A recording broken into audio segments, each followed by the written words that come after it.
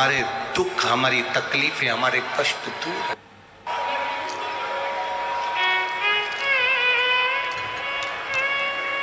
मेरे भोले तेरा सहारा है,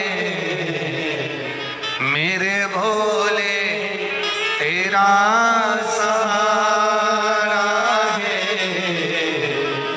मेरी नैया का तो किनारा है, मेरी नैया का तो किनारा है। शिव तत्व की प्राप्ति हो। कहा सृष्टि की रचना करना है।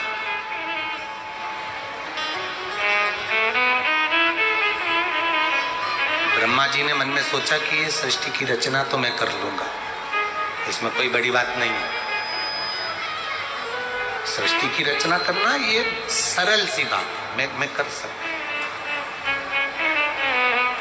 ब्रह्मा जी के मुख से एक अहंकार का शब्द जो निकला, ये सृष्टि तो मैं बना सकता हूं। जिसके मुख से शब्द के पीछे का जो शब्द निकलता है, अगर वो निकल रहा है तो समझ लेना कि उसके अंदर फागुन मास की प्रतिपदा की बहुत बहुत शुभकामनाएं आप सभी को। शब्द के पीछे का अगर शब्द निकल रहा है तो समझ ले अहंकार समाहित होते। जैसे कोई व्यक्ति कह देता है पानी वानी है क्या, घड़ी वड़ी देखना है जरा, मतलब घड़ी तो है, ये बड़ी शब्द कहां से आ गया? पानी तो है पर वानी शब्द कहां से आ गया?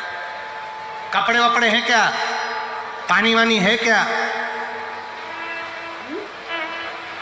रोटी वोटी है क्या, घड़ी वड़ी है क्या? कई लोगों की आदत होती है।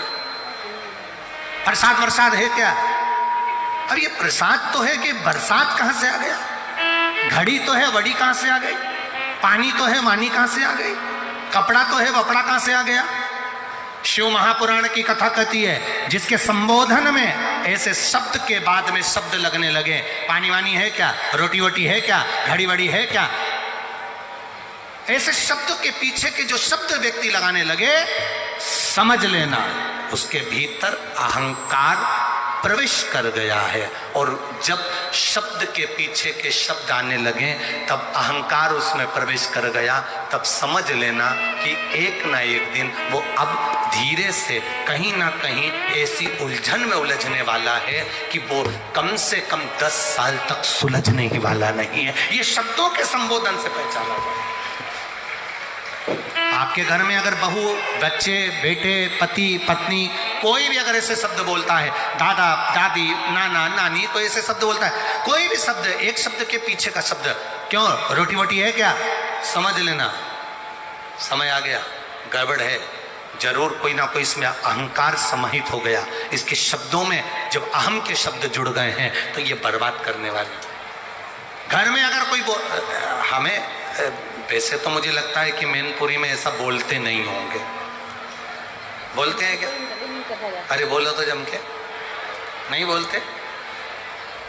कभी भी बोलने में तो नहीं आता कि पानी वानी हो तो ला दो, देखो जरा रोटी वोटी क्या बनी है। दुकानदार के पास कोई कपड़ा वपड़ा है क्या अच्छा वाला?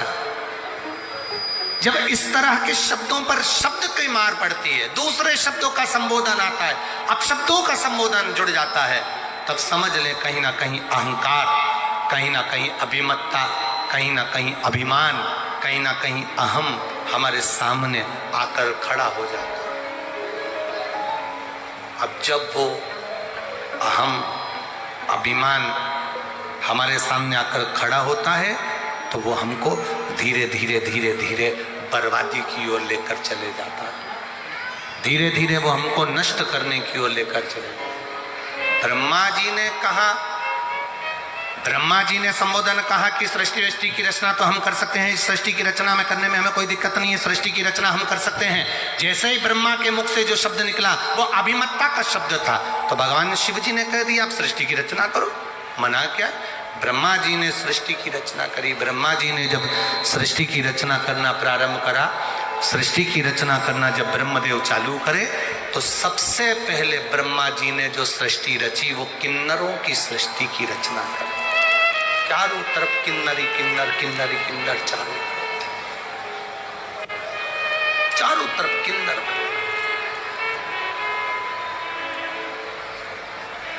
भगवान नारायण को हंसी आ गई।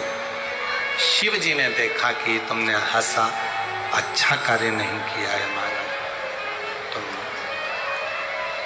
हंसे हो, ये ठीक नहीं है। हे नारायण,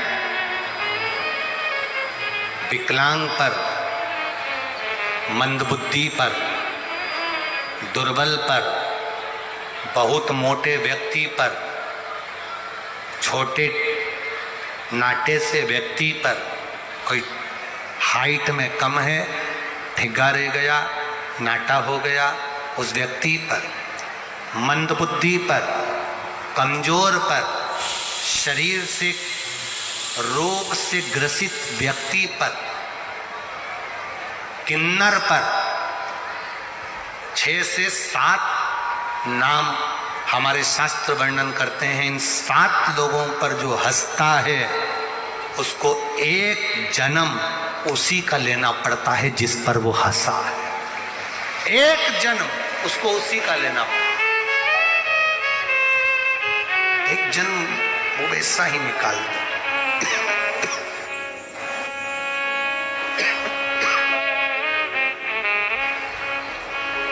एक जन्म वो वैसा ही निकाल देता है।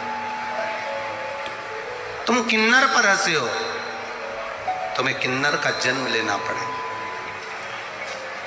और भगवान नारायण कृष्ण अवतार में एक बार युद्ध के मैदान में भगवान को भी किन्नर बनना पड़ा था।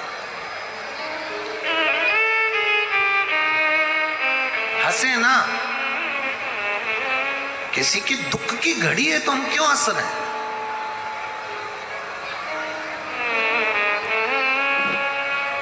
कोई नारी का अपमान कर रहा है, कोई नारी को गाली दे रहा है, कोई स्त्री को मार रहा है, कोई स्त्री को ताना दे रहा है, कोई स्त्री रो रही है और हम हंस रहे हैं, हम प्रसन्न हो रहे हैं। ये श्रेष्ठता नहीं है।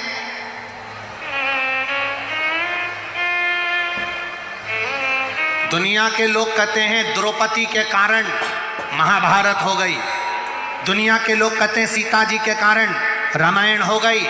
जिन्होंने सही से महाभारत पढ़ी नहीं, जिन्होंने रामायण सही से पढ़ी नहीं, वो ऐसी बात करते हैं कि द्रौपदी के कारण महाभारत हो गई, सीता के कारण रामायण हो गई। जिन्होंने अगर अच्छे से महाभारत पढ़ी होती, जिसने अच्छे से रामायण पढ़ी होती, तो उनको अंदाजा लग जाता कि ये रामायण, ये महाभारत द्रौपदी और सीता के कारण नहीं हुई है। ये महाभारत केवल नारी का सम्मान नहीं हुआ इसलिए महाभारत हुई, और नारी का सम्मान नहीं हुआ इसलिए रामायण हुई। अगर स्त्री का सम्मान होना चालू हो जाए, नारी का सम्मान होना चालू हो जाए, नारी को आदरणीय शब्दों से संबोधन होना चालू हो जाए, नारी का आदर होना चालू हो जाए, नारी का सम्मान होना चालू हो जाए, तो ना कभी जिंदगी में महाभारत होती है, ना कभी जिंदगी में रामायण होती है। ये नारी का जब अपमान होता है, घर में स्त्री को अपशब्द कर देना, पत्नी को आड़ा टेढ़ा कर देना, घर की माता को अपशब्द कर देना, घर की बहन बेटी को अपशब्द कर देना, किसी नारी को अपशब्द कर देना, जब हम नारी का आदर नहीं कर पाते, नारी का सम्मान नहीं कर पाते, तब महाभारत भी होती है और रामायण भी होती है। ये स्त्रियों के, ये नहीं कि स्त्रियों के कारण हुई, कारण केवल तुम्हारा था, तुमने सम्मान नहीं दिया, तुमने आदर नहीं किया।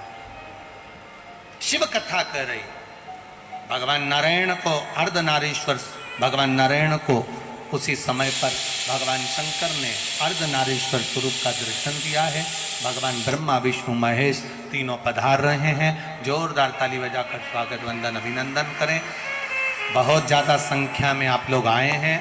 आप लोगों से निवेदन है, कथा के पंडाल में कथा सुनने आओ तो चेन, अंगूठी, मोबाइल, पर्स कुछ भी लेकर मत आइए, सावधानी से आओ, अपने सामान की स्वयं रक्षा करो।